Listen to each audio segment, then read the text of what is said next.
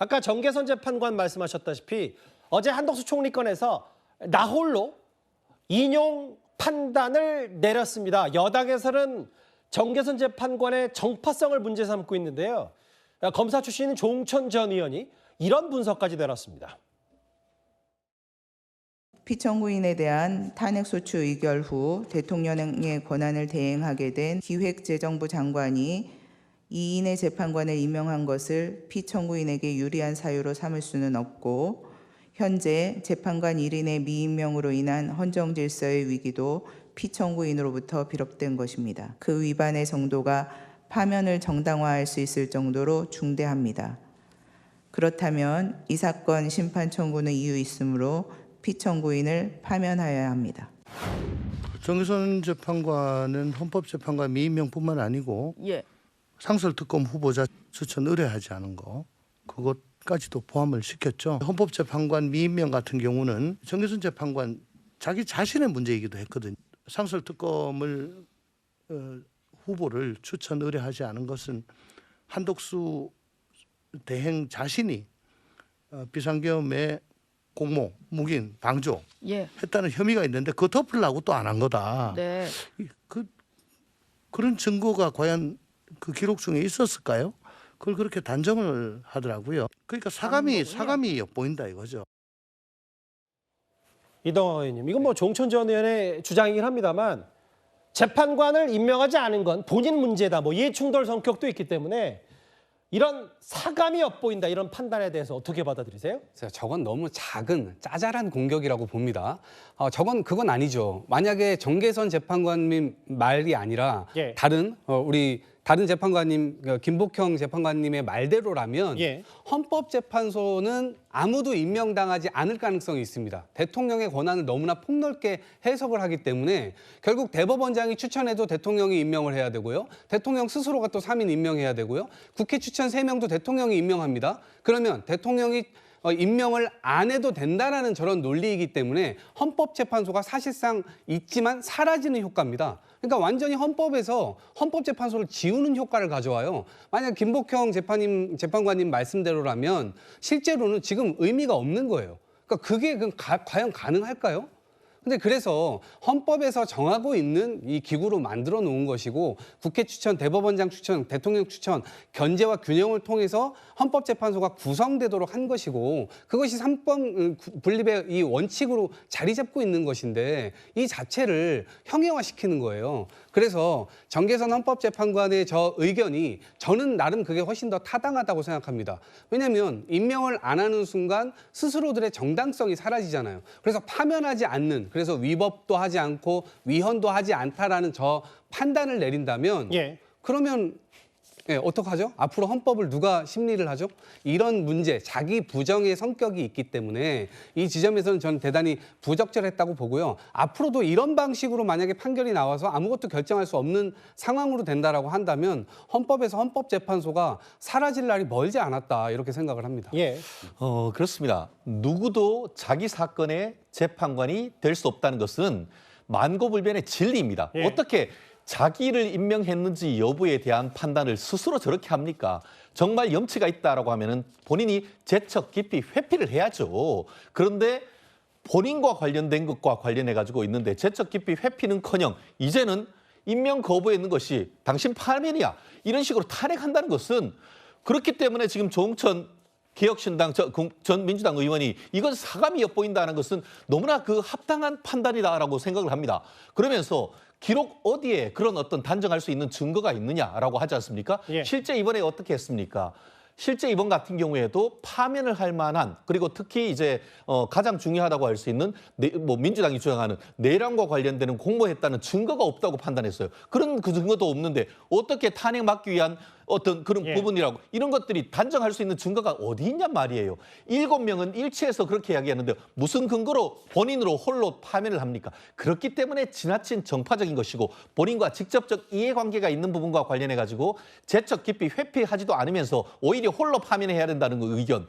그렇기 때문에 정계선 헌법재판관과 관련해 가지고는 묻지도 따지지도 않고 윤석열 대통령에 대해서도 예단을 보였다고 그런 얘기를 하는 건 아니겠습니까? 그 정계선 재판관은 사실 과거 민주당 단독으로 했던 청문회 당시에도 여러 정파적이다 혹은 공정하지 못하다라는 비판을 여권에서 받았었습니다. 화면을 준비했습니다.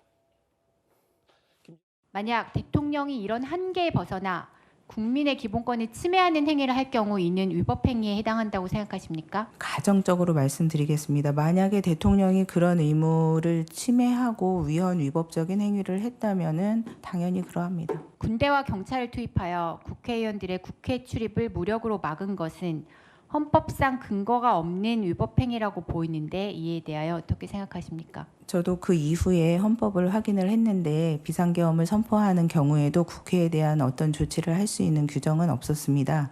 그래서 만약에 뭐 국회를 물리력으로 봉쇄하고 의원들의 그 의정 활동을 방해했다면 위헌적인 행위라고 생각합니다.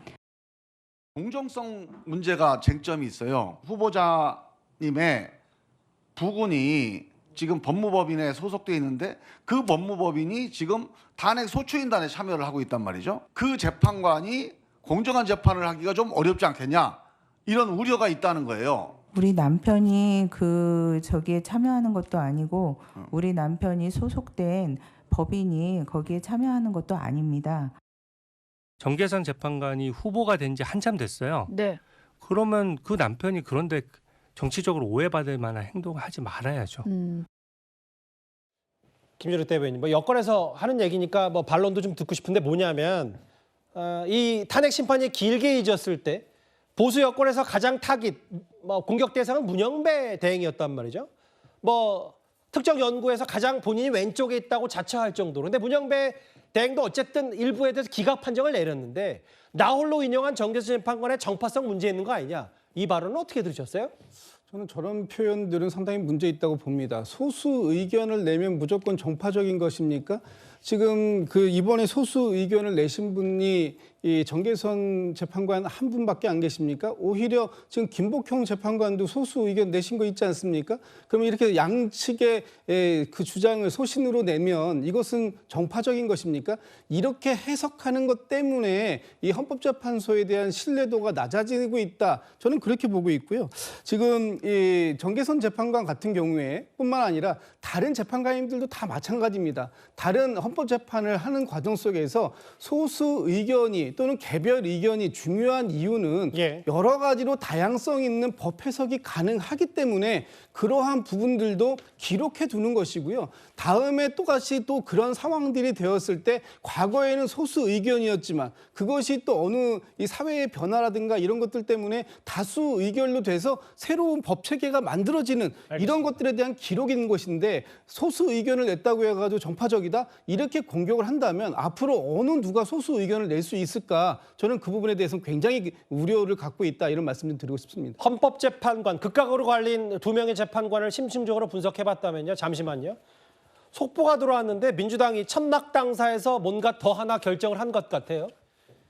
내일 오전 대통령의 파면을 위해 헌법재판소 앞에 민주당이 의원 170여 명 총동원령을 내린 듯합니다. 오전 8시 30분에 헌법재판소 앞에서 박찬대 원내대표가 기자회견을 연다고 미리 예고를 한 것 같고요. 그리고 내일 곧바로 또 이재명 대표 2심 선고가 오후 2시니까 오후 5시면 뭐 당선 무효형이 나올지 뭐 무죄가 나올지 벌금 얼마가 나올지 결정이 되겠죠. 오후 5시에 의원총회를 소집한다. 이현정 의원님. 네. 오전에는 헌재 앞에서 총동원해서 파면을 요구하는 집회, 기자회견, 그리고 또 5시에는 또 긴급 의원총회 열고요. 민주당의 기류를 어떻게 읽으십니까? 지금 우리나라의 가장 큰 문제는 헌법기관이 헌법기관을 사실상 무력화하려고 하고 있다. 압박하고 있다. 저는 여기에 문제가 있다고 봅니다. 지금 헌법기관은 국회라든지 행정부, 정부라든지 대법원, 법원이라든지 또 헌법재판소, 또 선거관리위원회 뭐 등등이 있는데 지금 민주당 의원의 하는 행태가 보면 지금 아예 당 차원에서 지금 내일 그 헌재 앞으로 다 몰려가겠다는 거 아니겠습니까? 그럼 아예 그 안으로 들어가시죠 뭐. 그러니까 이게 뭐냐면 이 헌법기관이 헌법기관을 완전히 지금 압박하고 있는 그런 차원이에요. 그러니까 단순히 시위를 넘어서서 이거는 의원들을 총동원해서 사실상 헌법기관에 경고를 하고 압박하는 이런 지금 행동을 하고 있는 거거든요. 이거야말로 이제 도를 넘어섰다 저는 생각이 듭니다. 이런 방식으로 만약 헌법기관을 압박하면 국회의원도 190명 가량 되는 지금 범야권이 예. 이런 방식으로 헌법재판소 앞에 가서 정말 무력 시위를 한다 그러면 저는 과연 헌법재판소가 공정한 재판을 할 수 있는 분위기가 되겠습니까? 오히려 그거를 정말 다른 사람들을 막아야 될 그런 이 국회가 아니 국회에 돌아가서 지금 자신들의 일을 하면 될 텐데 그런 우려가 있는가. 특히 내일 같은 경우는 이제 민주당의 중요한 날이지 않겠습니까? 그럼요. 그러다 보니까 아마 의원들이 총동원돼서 그 위기감 때문에 오전에는 헌법재판소, 오후에는 지금 의원총회 뭐 이런 걸 통해서 지금 상황들을 정리하려고 하고 있는 것이 아닌가 생각이 드는데 정말 우리나라의 어떤 이 서로 이 상권 분립된 나라에서 이제 넘지 말아야 될 선들을 너무나 많이 넘고 있다는 게 저는 개탄스럽습니다. 일단 이재명 대표의 공직선거법이면 항소심 선고가 윤 대통령 탄핵심 선포보다는 먼저 하게 됐습니다. 일단 헌법재판소 앞이 내일 더 시끄럽겠는데요.